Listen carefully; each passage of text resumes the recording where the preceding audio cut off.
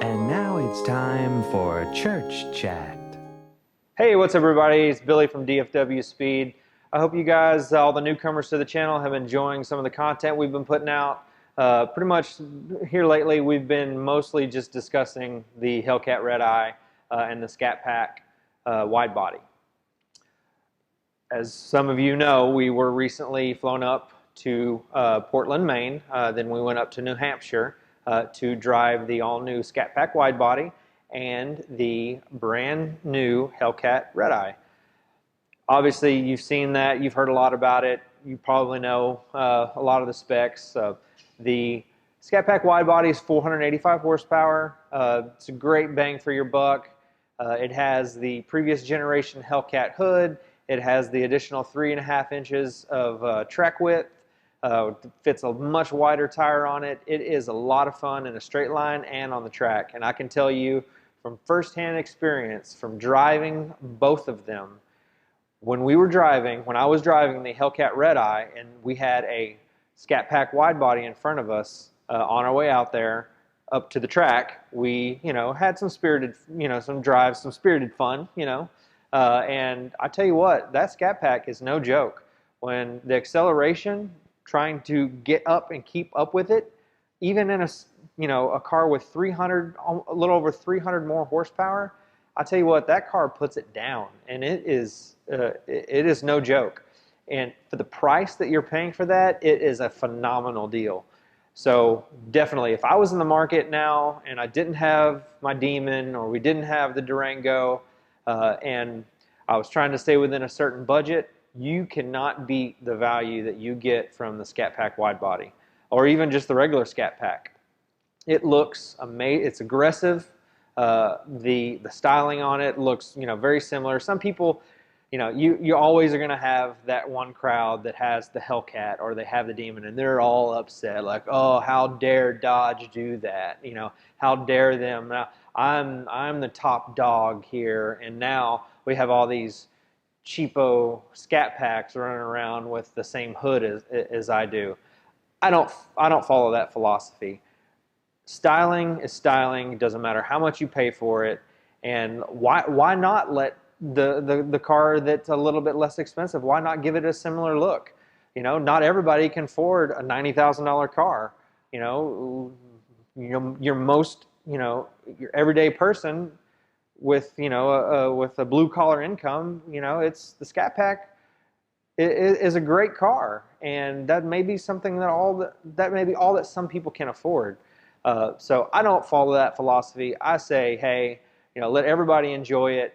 We still have, on these cars, if you want to compare, we still have 300 plus horsepower, and that's nothing to, to scoff at. That's nothing to, to take lightly. I mean, let the other guys enjoy the car. I mean, heck, it doesn't matter. At the end of the day, don't be a jerk. I mean, that's all there is to it. Just don't be a jerk. Don't be mean to people.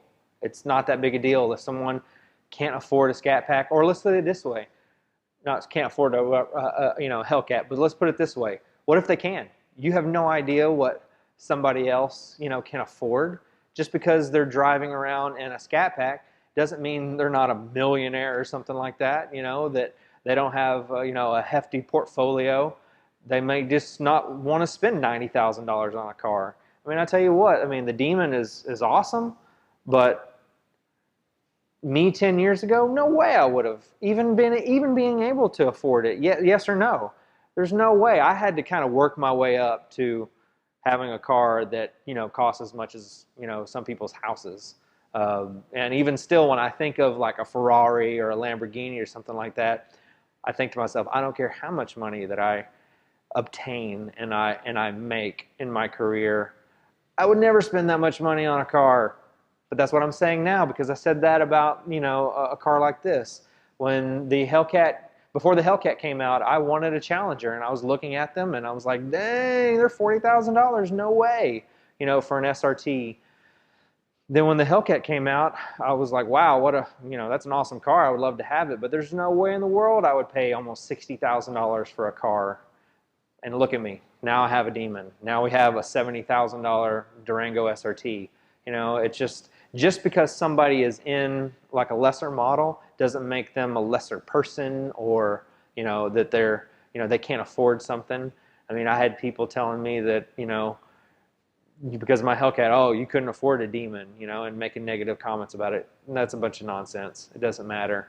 I mean, shoot, look at somebody like Warren Buffett, one of the richest men in the world, and that guy still has an old Volvo, like a 1980s or 1990s something Volvo that he drives around in.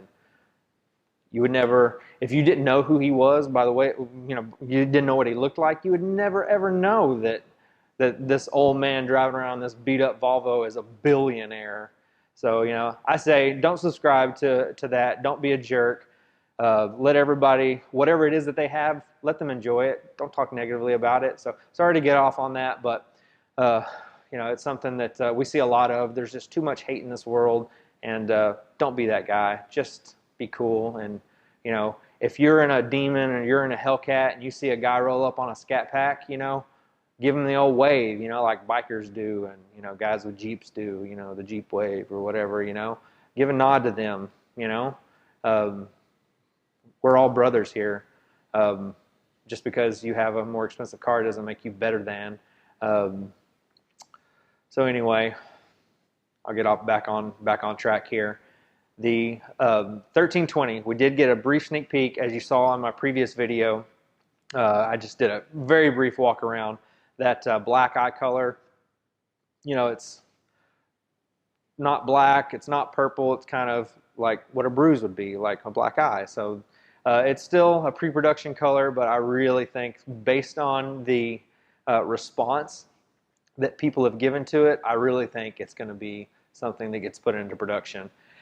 But to be honest with you, I kind of hope that they only do it on the Scatpack 1320. Make it a specific color to that model. I know that might not make financial sense, but cars like, let's see if I can spin this around. My Civic over there, up on the lift, that car is a 99 or in 2000 model. They made that as Electron Blue Pearl.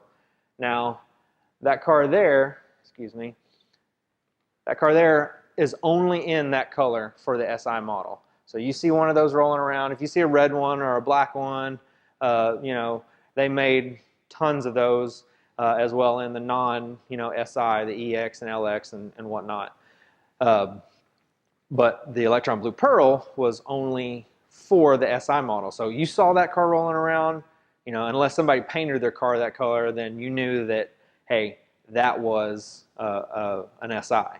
Same thing for the Integra Type R, that championship white. Yes, they had white Integras, but the championship white's kind of an off-white or a dirty white. You see that rolling around, and unless somebody painted it, hey, that is possibly an Integra Type R. So I hope that Dodge, if they do decide to go in production with it, at least in the beginning, maybe make some exclusivity there for the first few years of having that color solely on the Scatpack 1320. Me, I'm that type. Whenever I'm driving down the road, I'm kind of like the dog and the squirrel. Squirrel. You see things. We see. My eyes are always scanning. So I'm looking around and I'm seeing, oh shoot, look at that car over there. You notice things not just by their design and their style, but a lot of times you notice them by their color. So really hope that they put that in there specifically for that model, at least for the first couple years. But another thing, the Scatpack 1320, I didn't get to show you the interior much. It did have the rear seat delete, and it only had the driver's seat.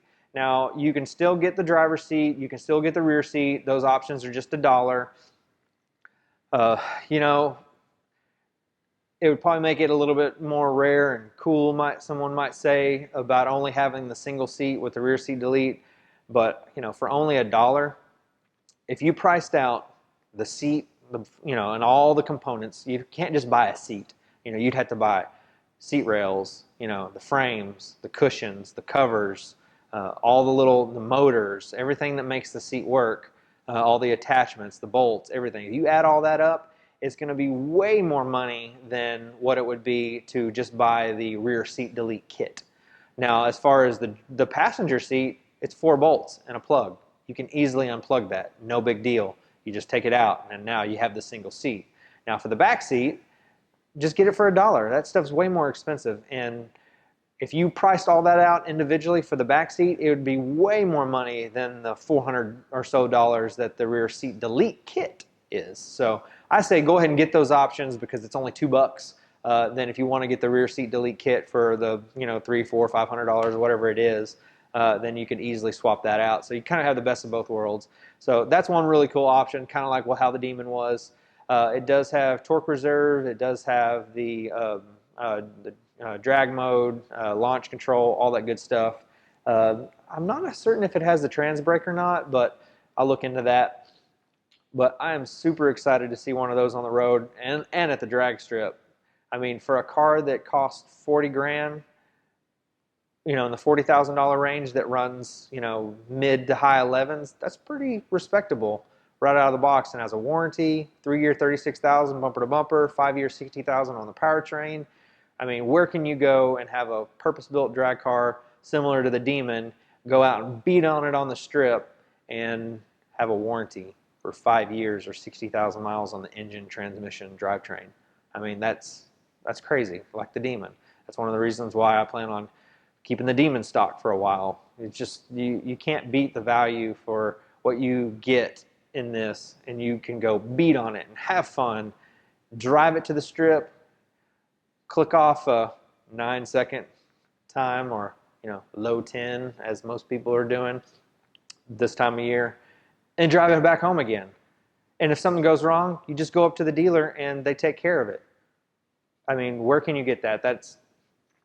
I don't know. Tell me if there's another car company out there that's giving you that kind of a vehicle where you can go and do those things. So to summarize my trip to Maine, I've never been that far up east, never been to New York. We had a small layover in New York City, so got to see a little bit of the skyline there, but just hop from one plane to the other, didn't get to see much. But I tell you what, the country up there, lots of trees, lots of green. It's obviously not as hot as Hades as Texas is, but I tell you what, I love Texas. And as any Texan, if you know any Texans, we're very proud of where we come from, and all the sissies that complain about how hot it is up there right now, where places are closing down. Yeah, I know you don't have AC and everything, but you should. But here, it was 111 not too long ago, and we won't even talk about places in the desert, like near El Paso and Nevada and Arizona and stuff. But anyway, beautiful country, lots and lots of fun. Got to meet really cool people, and for me, that's the most important thing. It's not about just seeing the cars. It's not about just getting to do the fun thing. It's about meeting people that share your passion. That's what's really awesome. Getting to meet Bud, getting to meet Vinny from Hoonigan, getting to meet Garrett from American Muscle. I know I'm going to leave people out, so please don't crucify me here. Getting to meet the Boosted Scatpack, getting to meet One Fat Chance, getting to go have the opportunity to go to Lone Star Mopar Fest, getting the opportunity to go to Southern California to participate in Springfest this next year, getting to rub elbows with FCA, folks again, and to, being around them and being able to, to see the passion that they have for these cars. That's what's cool about this stuff. Getting to meet the people, we got to meet Kristen and Scott, and getting to meet the engineers and the people behind the scenes. For me, that's what this is all about. The cool cars and getting to do these fun things, that's just a byproduct of it. Getting to be around other people that share your passion, that's what it's all about. In whatever circles that you may be around, you might not have people that are passionate about cars the way you are. You might be that odd person out where oh, here always talking about cars, kind of like a gym person that's always in the gym. A lot of times they're always talking about the gym and working out and and CrossFit and all that stuff. They're passionate about that. So getting to go to these types of events where the people that you're surrounded by share your passion, and if not more passionate about what they do.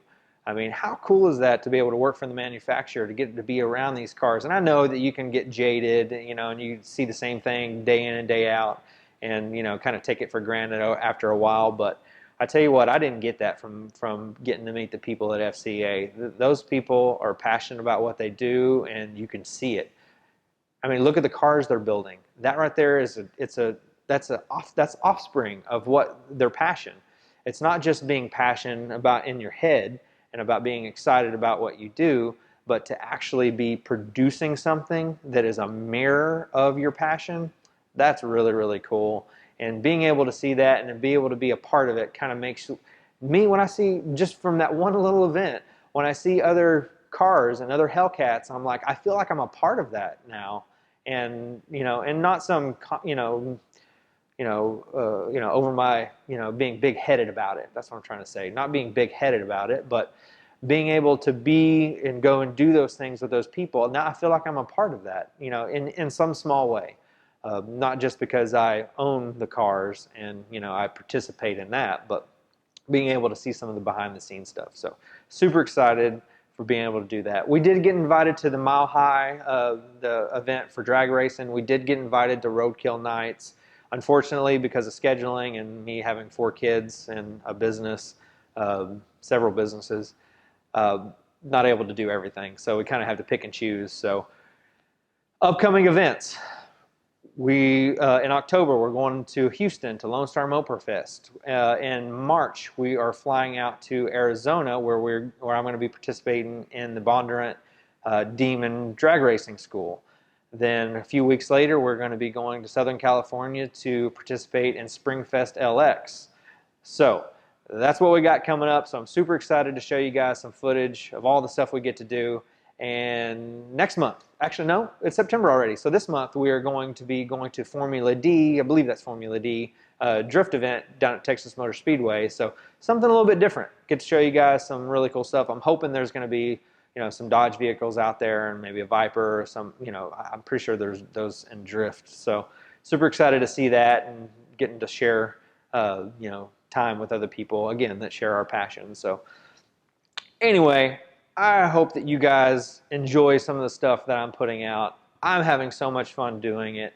I know I'm trying to kind of get myself loose, loosey-goosey, so that the passion that I have, you can see that. You can see it come through on the camera. So, guys, thank you so much for watching.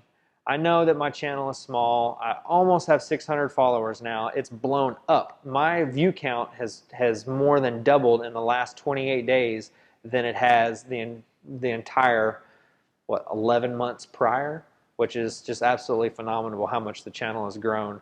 I just clicked over 25,000 views, which overall for the channel, and I know that's not even a drop in a very large bucket or a very small bucket. But I don't take anything for granted. Whether it's 25 views or 25,000 views or 25 million views, I don't take any of it for granted. It's very important to stay humble. It's very important to be grateful. Very important to be kind to other people. And I know I'm kind of getting off on other things here, but anyway, guys, almost 600 subscribers. Some of my videos don't even have 200 views. So that means some of you are not seeing my stuff. So if you would, obviously if you like my channel enough that you've actually clicked that subscribe button, and if you haven't, please do. But if you do subscribe to me and you're not seeing my videos, click that bell. YouTube, I don't know exactly how they're doing things, but not everybody gets to see my stuff.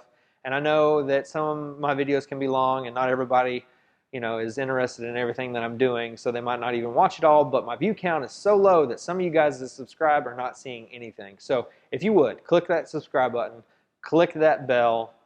This is Billy from DFW Speed. Later. I have exorcised the demons. This house is clear. Back from the dead.